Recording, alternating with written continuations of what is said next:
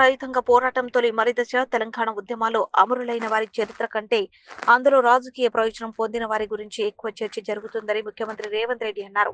ఇంత క్రితం అధికారంలోకి ఉన్న వారికి అనుకూలంగా చరిత్రను రాయించుకున్నారు. అదే నిజమని ప్రజలకు భ్రమ కల్పించారు అని వ్యాఖ్యానించారు.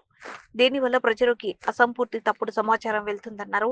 ఇలాంటి సమయంలో కవులు, కళాకారులు వారి కళలకు పదును పెట్టాలి, గళాలు వెత్తాలని పిలుపునిచ్చారు. ప్రజలకు సరైన సమాచారం తెలియజేయాలన్నారు.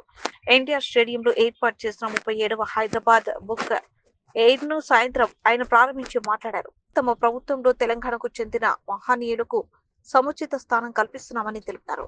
చరిత్రను చదివితేనే భవిష్యత్తుకు పునాదులు వేసుకోవచ్చన్న ఆలోచన క్రమంగా తగ్గుతున్న పరిస్థితులు కనిపిస్తున్నాయి. అట్లాంటి కీలకమైన సందర్భంలో హైదరాబాద్ బుక్ ఫేర్ వీళ్ళు అశోక్ నగర్లో సిటీ సెంట్రల్ లైబ్రరీలో 1985లో చిన్నగా మొదలుపెట్టిన ఈ కార్యక్రమం ఈరోజు రాష్ట్ర స్థాయిలో వాళ్ళు ఈ కార్యక్రమం తీసుకోవడం, ఇలాంటి కార్యక్రమాలలో ప్రొఫెసర్ రమా మెల్కోటే గారు లాంటి మేధావులు అందరూ కూడా పాల్గొని వచ్చే తరానికి ఒక స్ఫూర్తినివ్వాలి. మనం చరిత్ర చదువుకుంటేనే భవిష్యత్తుకు సరైన మార్గాన్ని దిశను నిర్ధారించుకోగలము అన్న సందేశాన్ని వారి ద్వారా ఈ వేదిక ద్వారా చేరవేయవలసిన బాధ్యత మన అందరి మీద ఉన్నది. ఖచ్చితంగా తెలంగాణ రాష్ట్ర ప్రభుత్వం ఇలాంటి ప్రజలకు చేరువ కావాల్సిన కార్యక్రమాలను తప్పకుండా ప్రోత్సహిస్తుంది. ఈ కార్యక్రమంలో నా మంత్రివర్గ సహచరులే కాదు, నేను కూడా తప్పకుండా పాల్గొనడం ద్వారా ఈ సమాజం పట్ల మాకున్న సామాజిక బాధ్యతను మేము నెరవేర్చినట్టు అవుతుంది.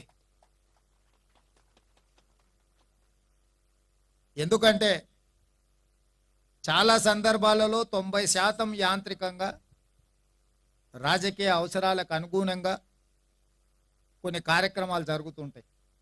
ఇలాంటి కార్యక్రమాలు సామాజిక స్పృహతోటి, సామాజిక చైతన్యంతో ఈ సమాజంలో వస్తున్న మార్పు మంచిదా చెడ్డదా, ఆ మార్పు సమాజానికి ఏ రకంగా ప్రయోజనం చేకూరుతుంది అని విశ్లేషించుకోవడానికి పనికొచ్చే వేదికలు ఇవి. ఇక్కడ చాలా పుస్తకాలు ఇక్కడికి వచ్చే వరకు చాలా మందికి ఇక్కడ ఉన్న